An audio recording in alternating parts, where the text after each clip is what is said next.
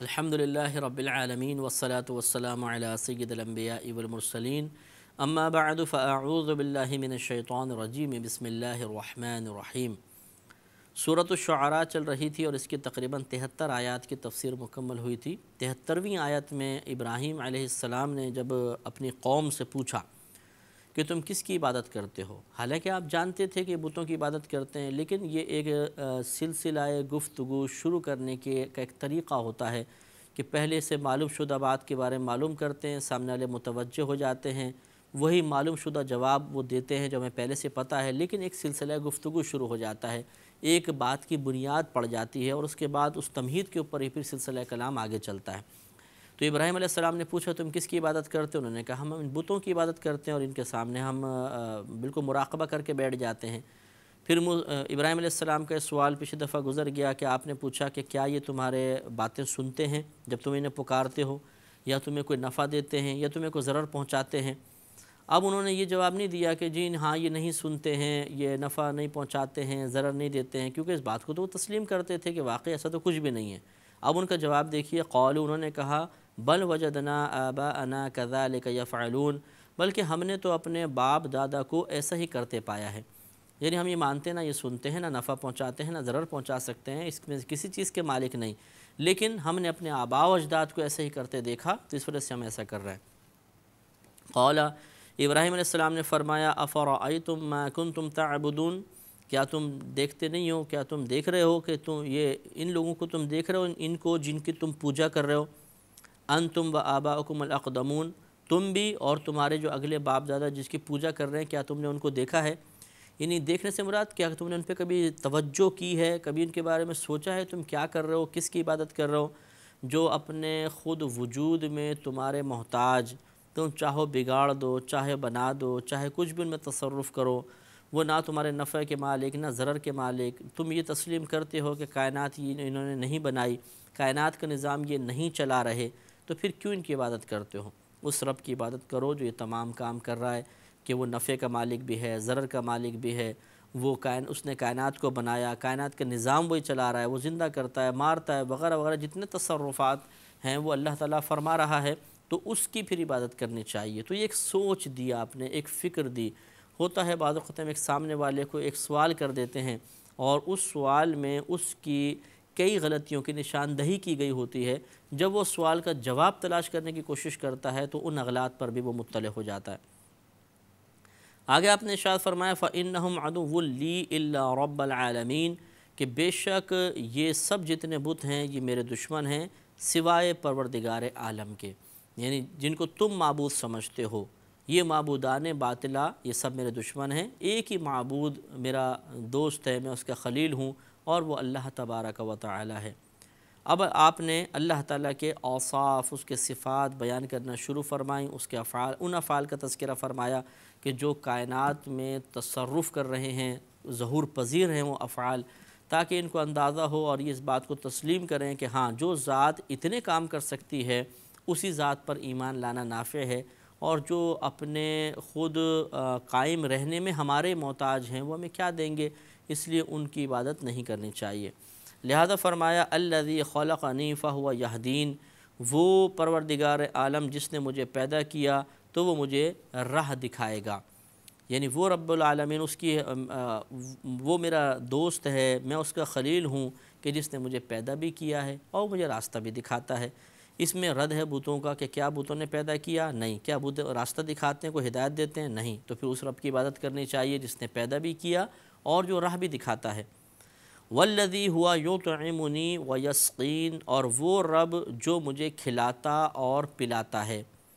اب وہی رد ہے اس میں سب کہ کیا یہ بت کھلاتے پلاتے ہیں؟ نہیں۔ تو پھر ہمارے رب کی عبادت کرنی چاہیے جو ہمیں کھلاتا بھی ہے پلاتا بھی ہے۔ پوری کائنات میں جو پانی کا نظام ہے، رزق کے تقسیم کا نظام ہے، اسی کے دست قدرت میں ہے۔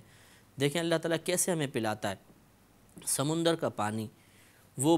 دھوپ پڑتی ہے، گرم ہوتا ہے، بخارات بن کر اوپر اڑتا ہے، بادلوں تک پہنچتا ہے، یا بادل کی شکل میں تبدیل ہوتا ہے، پھر اللہ تعالیٰ بادل کو برسنے کا حکم دیتا ہے، یہ برستے ہیں، ڈیموں میں پانی جاتا ہے، جہاں سے پانی کا اسٹاک ہے، جہاں سے ہمارے پاس پانی پہنچتا ہے وہاں جمع ہوتا ہے، پھر اس کو صاف کیا جاتا ہے مختلف طریقوں سے کیمیکل وغیرہ ڈال کر، پھر وہ پائپ لائنوں کے ذریعے ہم تک پہنچ جاتا ہے۔ جو پانی آپ پی رہے ہیں اگر اس پانی کی اصل دیکھی جائے تو آپ کو معلوم ہوگا کہ یہ پانی بہت کبھی کوئی سمندر میں کسی جگہ پر تھا، وہاں سے چل کر ہمارے منہ تک پہنچا۔ اب اس نظام کو آپ دیکھیے کہ وہ سمندر کے اندر جو پانی ہے اس کا کون کون سا قطرہ کس کس کے پیٹ میں جائے گا، کس ملک میں پہنچے گا، کس شہر میں پہنچے گا، یہ تقسیم کرنا کوئی آسان کام ہے؟ اسی طرح رزق کا نظام ہے۔ آپ کبھی ریل گاڑی میں خصوصاً اگر سفر کر رہے ہوں یا لانگ ڈرائیو پہ آپ جائیں، بسوں کے اندر سفر کر رہے ہوں، آپ کا لمبا سفر ہو تو کھیت وغیرہ نظر آتے ہیں آپ کو، یا پھلوں کے درخت ہوتے ہیں، آموں کے باغ ہیں۔ کبھی آپ نے غور کیا کہ ایک آم کے درخت پر ہی آپ غور کریں کہ اس میں جتنے آم لگے ہوئے ہیں یہ آم کس کس کے پاس جائیں گے؟ اب اسی پہ غور کر لیں، دکانوں پہ جو آم وغیرہ ہوتے ہیں یا سبزیاں جو ہوتی ہیں کہاں اگیں، کیسے آئیں، یہاں تک پہنچی۔ اب ایک جیسے مثلاً گوبھی رکھی ہوئی ہے، ایک گوبھی کوئی خرید کے لے گیا، دوسرا کوئی لے گیا، تیسری کوئی لے گیا، تو کہاں یہ اگی ہوئی تھی، کہاں سے چلی، کہاں تک پہنچی، اور پھر کس کس کے پیٹ میں گئی؟ تو یہ پہلے سے اللہ نے لکھا ہوا یقینی سی بات ہے کہ یہ وہاں اگے گی، وہاں پہنچے گی اور اس کے پیٹ میں جائے گی۔ تو اگر ہمیں پہلے سے ہی بتا دیا جائے، مثلا ہم ایک کھیت میں موجود ہیں، اس میں چاول اگا ہوا ہے، اور ہمیں کہا جائے کہ دیکھو چاول کے جو یہ والے دانے ہیں نا وہ فلاں شہر میں رہنے والے شخص کے پیٹ میں جائیں گے، یہ والے دانوں کا اتنا جو حصہ ہے یہ فلاں کے پیٹ میں جائے گا، تو عقل حیران رہ جائے گی۔ اور ہم کبھی یہ صحیح طریقے سے پلاننگ اور تصور منصوبہ بندی کر ہی نہیں سکیں گے کہ کیسے یہ چاول کیسے اس تک پہنچے گا، یعنی تصور میں بھی بات صحیح طریقے سے نہیں آ سکتی ہے کہ کیسے یہ کٹے گا، چاول کی فصل کٹے گی، پھر اس سے چاول جدا کیے جائیں گے، پھر بوریوں میں بھرے جائیں گے، پھر کہاں یہ پہنچیں گے، کس طرح وہ لوگ خریدیں گے، کس کس کے پیٹ میں چاول پہنچے گا، ہماری عقل تھک جائے گی۔ لیکن اللہ تبارک و تعالیٰ پوری کائنات میں ایسا تصرف روزانہ اور بغیر تھکے کر رہا ہے، تو پھر ایسی ہی ذات پر ایمان لانا چاہیے، ایسی ہی ذات کے دامن رحمت سے وابستہ ہو جانا چاہیے۔ تو آپ نے ارشاد فرمایا کہ والذی ہوا یطعمنی ویسقین، اور وہی ذات ہے جو مجھے کھلاتی ہے اور پلاتی ہے۔ وَإِذَا مَرِضْتُ فَهُوَ يَشْفِينِ، اور جب میں بیمار ہوتا ہوں تو وہی مجھے شفا دیتا ہے۔ تو صحیح بات ہے کہ شفا دینے والی ذات تو اللہ تبارک و تعالی کی ہے۔ ڈاکٹر، دوائی، یہ اس اللہ کی شفا کو ہم تک پہنچانے کے ذرائع اور اسباب ہیں۔ دوائی ہمیں شفا نہیں دے رہی، شفا تو اللہ دیتا ہے، ہاں وہ دوائی کو ذریعہ بنا دیتا ہے، کسی بھی چیز کو ذریعہ بنا سکتا ہے وہ اگر شفا دینا چاہے تو حقیقتاً شفا دینے والے اللہ کی ذات ہے۔ تو یہ بھی ایک سمجھ لیں سمجھایا جا رہا ہے کہ اگر آپ بیمار ہو جائیں تو کیا یہ بت آپ کو شفا دیں گے؟ نہیں، لیکن ہمارا رب وہ ہے جو شفائیں تقسیم فرماتا ہے۔ والذی یمیتنی ثم یحیین، اور وہ ذات جو مجھے وفات دے گی پھر مجھے زندہ کرے گی۔ تو موت دینا، زندہ کرنا، یہ ہمارے رب کے دست قدرت میں ہے۔ کیا کوئی بت ایسا کر سکتا ہے کہ کسی کو مار دے، کسی کو زندہ کرے؟ نہیں، تو پھر اسی ذات کی عبادت کرنی چاہیے جو اس پر قادر ہو۔ والذی اطمع ان یغفر لی خطیئتی یوم الدین، اور وہ ذات کہ میں طمع کرتا ہوں اس بات کی کہ وہ میری خطاؤں کو میرے لیے بخش دے گی قیامت کے روز۔ یہ عاجزی انکساری کے ساتھ ہے، ورنہ نبی معصوم عن الخطا ہوتے ہیں، ان سے کوئی گناہ سرزد نہیں ہوتا۔ کبیرہ گناہ نہیں ہو سکتا، صغیرہ گناہ بھی جان بوجھ کر کبھی نہیں ہوگا، دانستہ نہیں ہوگا، نادانستہ طور پہ اجتہادی خطا ممکن ہے، جان بوجھ کر کبھی ایسی خطا نہیں ہوگی۔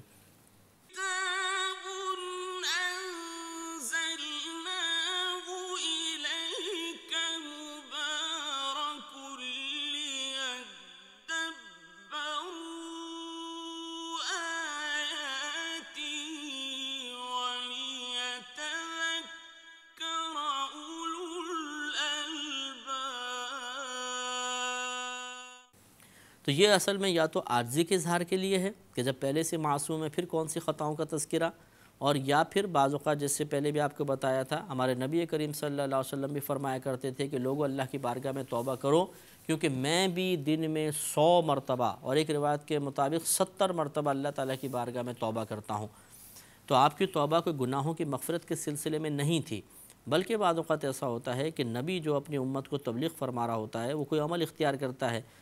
بعض اوقات امت اس کے عمل مسلسل کو دیکھ کر یہ سمجھتی ہے کہ یہ ہم پر لازم ہے،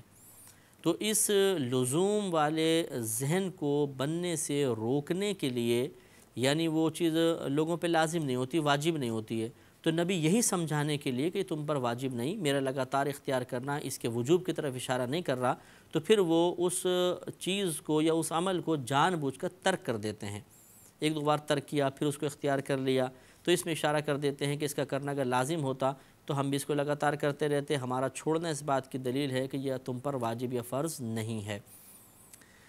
اب جو چیز وہ لگاتار کر رہے تھے یقیناً اللہ تعالیٰ کی اللہ تعالیٰ کی طرف سے ان کے لیے منتخب کردہ تھی، اور وہ باعث فضیلت چیز ہوتی ہے، وہ مستحبات ہی اختیار کرتے ہیں۔ تو قوم کی، امت کی تعلیم کے لیے انہوں نے ایک ایسے عمل کو ترک کیا جو اللہ کو پسند تھا، اگرچہ یہ تعلیم امت کے لیے ہی تھا اور اللہ کے حکم سے ہی تھا، اس پہ گرفت تو کوئی بھی نہیں، گناہ کچھ بھی نہیں، لیکن کم از کم اتنا ضرور وہ احساس کرتے ہیں کہ ہم نے ایک فضیلت والے کام کو چھوڑا، جو اگرچہ قابل گرفت نہیں، گناہ بھی نہیں، لیکن اس پر بھی وہ اللہ تعالیٰ کی بارگاہ میں پھر توبہ کرتے ہیں، یہ یہاں مراد ہوگا۔ یا پھر ہماری صرف تعلیم کے لیے کہ بعض اوقات ایک نبی ایک دعا کر رہا ہوتا ہے، اسے اس دعا کی حاجت نہیں ہوتی، یا وہ اس دعا کا محل بن ہی نہیں سکتا ہے، تو پھر اس صورتحال یہ ہوتی ہے کہ وہ اصل میں امت کی تعلیم کے لیے ہوتی ہے کہ تم یہ دعا کرو جس طریقے سے میں کر رہا ہوں، تو پھر ہم ان کی اتباع میں وہ دعا کرتے ہیں اور ہمیں وہ فوائد حاصل ہوتے ہیں جن کا تذکرہ اس دعا میں کیا گیا ہوتا ہے۔ لہذا ابراہیم علیہ السلام نے فرمایا، اور وہ ذات کہ میں طمع رکھتا ہوں، میرے دل میں یہ ایک تمنا ہے کہ وہ میرے لیے میرے گناہوں کو قیامت کے روز بخش دے گا۔ پھر آپ نے دعا فرمایا، ربی حب لی حکمن، اے میرے رب مجھے حکم عطا فرما، حکم سے مراد حکمت عطا فرما، مجھے مرتبہ منزلت عطا فرما یا علوم کثیر عطا فرما، وَأَلْحِقْنِي بِالصَّالِحِينَ، اور مجھے ان لوگوں کے ساتھ ملا دے جو تیرے قرب کے لائق ہیں، صالح لوگ، ان کے ساتھ مجھے ملا دے۔ تو یہ بھی اب عاجزین انکساری پر مشتمل بات ہے کہ مجھے ان لوگوں کے ساتھ ملا دے، حالانکہ آپ خود متقی پرہیزگار اور نیک ہیں، تو یہ ہماری تعلیم کے لیے ہے، ہمیں بھی یہ دعائیں اختیار کرنی چاہیے۔ پھر آگے دعا فرمائی کہ وَاجْعَلْ لِي لِسَانَ صِدْقٍ فِي الْآخِرِينَ، اور بنا دے میرے لیے سچ کی زبان آخرین میں، بعد میں آنے والوں میں۔ سچ کی زبان بنانے کا مطلب کہ وہ میرے لیے اچھی بات کہیں، مجھے سراہیں، میری بزرگی کو تسلیم کریں، اور مجھے ناموری ان کو اللہ تعالیٰ تو عطا فرما دے کہ میری ایسی ناموری عطا فرما کہ وہ میرا اچھے انداز سے تذکرہ کریں۔ تو یہ اصل میں کوئی تمنا بری نہیں ہوتی کہ اللہ تبارک و تعالیٰ مجھے ایسا بنا دے کہ لوگ میرا عرصہ دراز تک تذکرہ کریں، اچھے انداز سے تذکرہ کریں، یہ تمنا کوئی بری نہیں ہے، کہ نبی کی تمنا ہے، اور آپ کی دعا یقیناً مقبول ہوئی۔ اور آج کوئی بھی شخص ایسا نہیں ہے کسی بھی دین سے تعلق رکھنے والا جو ابراہیم علیہ السلام کو برا کہتا ہو، کوئی نہیں کہے گا۔ یہودی دیکھ لیں، عیسائی دیکھ لیں، حتیٰ کہ ہندو حضرات آپ دیکھ لیجئے، سب کے سب جہاں پر بھی، یعنی ہندو حضرات براہ راست تو ابراہیم علیہ السلام کا تذکرہ نہیں کریں گے، لیکن ان کی کتابوں کا اگر آپ مطالعہ کریں تو کڑی ملی جاتی ہے ابراہیم علیہ السلام تک۔ بہرحال کوئی بھی ابراہیم علیہ السلام کو برا نہیں کہا کرتا تھا، یہاں تک کہ جو نبی کریم کے دور میں کفار و مشرکین تھے، یہ تک ابراہیم علیہ السلام کا تذکرہ ادب کے ساتھ کرتے تھے۔ یہ اللہ نے آپ کی دعا مقبول فرمائی۔ پھر آپ نے مزید دعا کی کہ وَاجْعَلْنِي مِنْ وَرَثَةِ جَنَّةِ النَّعِيمِ، اور اے میرے رب مجھے ان لوگوں میں سے کر دے کہ جو جنت کے باغوں کے وارث ہیں، ان لوگوں میں سے مجھے کر دے۔ تو گویا کہ جنت کی تمنا کہ نبی نے کی، تو یہ جنت کی تمنا کرنا کوئی بری چیز نہیں ہے، یا جنتی لوگوں میں سے ہونے کی تمنا کرنا کوئی برا نہیں ہے، ایک نبی کی دعا شامل ہے، یعنی نبی کی دعا میں یہ بات شامل ہے، ایسا ہمیں بھی کرنا چاہیے۔ آگے عرض کی کہ وَاغْفِرْ لِأَبِي إِنَّهُ كَانَ مِنَ الضَّالِّينَ، اے میرے رب مغفرت فرما دے میرے باپ کے لیے، بے شک وہ ہے گمراہوں میں سے۔ تو جب تک آپ کو اپنے والد کو تبلیغ کا حکم رہا، یعنی والد سے مراد چچا، اور جب تک ان کے ایمان کا یقین رہا، اور جب تک اللہ تعالیٰ نے آپ کو باپ کے لیے مغفرت کی دعا کرنے سے منع نہ کر دیا، اس وقت تک آپ یہ مغفرت کی دعا کرتے رہے تھے۔ بعد میں پہلے بھی گزرا ہے اور بھی آئے گا کہ پھر اللہ تعالیٰ نے آپ کو منع فرما دیا تھا کہ ان کے لیے دعائے مغفرت نہ کریں۔ پھر آگے مزید دعا کی وَلَا تُخْزِنِي يَوْمَ يُبْعَثُونَ، اور جس دن سب اٹھائے جائیں گے اس دن مجھے رسوا نہ کرنا۔ اب یقینی سی بات ہے ابراہیم علیہ السلام کے لیے کیا رسوائی کا سبب، کیا رسوائی کا سامان، یہ اصل میں ہماری تعلیم کے لیے ہے کہ ہم یہ دعائیں سیکھیں کہ اللہ تو ہمیں اپنا بنا لے، ہمیں مقربین میں سے بنا دے، مجھے ایسے اچھے کام کرنے کی توفیق عطا فرما کہ بعد میں آنے والے اچھے ناموں سے میرا تذکرہ کریں، اور مجھے قیامت کے روز سرخرو رکھنا، رسوائی میں مبتلا نہ کرنا۔ یوم لا ینفع مال ولا بنون، جس دن نہ مال کام آئے گا اور نہ بیٹے کام آئیں گے، الا من اتی اللہ بقلب سلیم، مگر وہ شخص جو اللہ تعالیٰ کی بارگاہ میں سلامت دل لے کر حاضر ہوا ہو۔ سلامت دل لے کر یعنی مسلمانی کی حالت میں، پاکیزگی کی حالت میں آیا ہو، تو وہ پھر مال بھی اس کو نفع دے گا کہ اس نے صدقہ کیا ہوگا، اس کا ثواب ملے گا، بیٹے بھی اسے نفع دیں گے کہ اولاد جو نیک چھوڑی جاتی ہے اس کا ثواب والدین کو حاصل ہوتا رہتا ہے۔ تو گویا کہ آپ کی دعا یہ تھی کہ اللہ تعالیٰ مجھے ایسی حالت میں قیامت کے روز نہ اٹھانا کہ میں کفر میں مبتلا ہوں، کہ پھر کافر کو نہ اس کا دنیا میں خرچ کیا گیا مال کام دیتا ہے، نہ پیچھے چھوڑی ہوئی نیک اولاد اس کے لیے کوئی نافع ہے۔ مثلا کافر باپ مر گیا، نیکی کے کام کرنے والی کافر اولاد چھوڑی، تو کافر کا تو عمل بیکار، اس کو کچھ فائدہ نہیں۔ اور بالفرض اگر اس کی اولاد مسلمان ہو جاتی ہے اور ساری زندگی حالت اسلام میں گزارتی ہے، پھر بھی اس کافر کے لیے اولاد کا کوئی نفع نہیں، کیونکہ جب آدمی کفر کی حالت میں دنیا سے رخصت ہوتا ہے تو اولاد چاہے کتنی ہی نیک کیوں نہ ہو، اس کا فائدہ پھر والدین کو نہیں ہوتا۔ ہاں اگر نیک آدمی مسلمانی کی حالت میں مرے، چاہے نیک نہ ہو، فاسق ہو، فاجر ہو، اگر یہ نیک اولاد چھوڑ کر مرا ہے، وہ اس کے لیے دعائیں مغفرت کرتی ہے، تو ضرور اس کو نفع پہنچے گا۔ یہ نبی کریم صلی اللہ علیہ وسلم کا فرمان ہے کہ ایک شخص کا مرنے کے بعد درجہ بلند ہوا،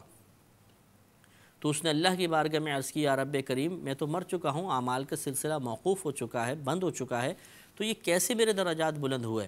تو اللہ تعالیٰ ارشاد فرمائے گا، دراصل یہ تیری وہ اولاد ہے جو نیک تھی، جس کو تو چھوڑ کر مرا تھا، اس نے ابھی تیرے لیے دعائے مغفرت کی ہے، اس وجہ سے تیرا درجہ بلند ہوا ہے۔ اور ویسے بھی نبی کریم صلی اللہ علیہ وسلم کا فرمان ہے کہ انسان کے تمام اعمال منقطع ہو جاتے ہیں، جب وہ مرتا ہے تو ختم ہو جاتا ہے سلسلہ، سوائے تین کے، ایک وہ ثواب جاریہ، دوسرا وہ علم جس سے لوگ نفع حاصل کرتے رہیں، اور تیسرا نیک اولاد جو اس کے لیے دعائے مغفرت کرتی رہے۔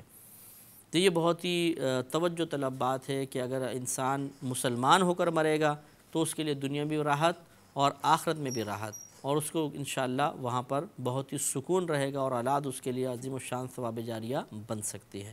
بقیہ انشاءاللہ مزید اگلے پروگرام میں عرض کریں گے۔ وآخر دعوانا ان الحمدللہ رب العالمین۔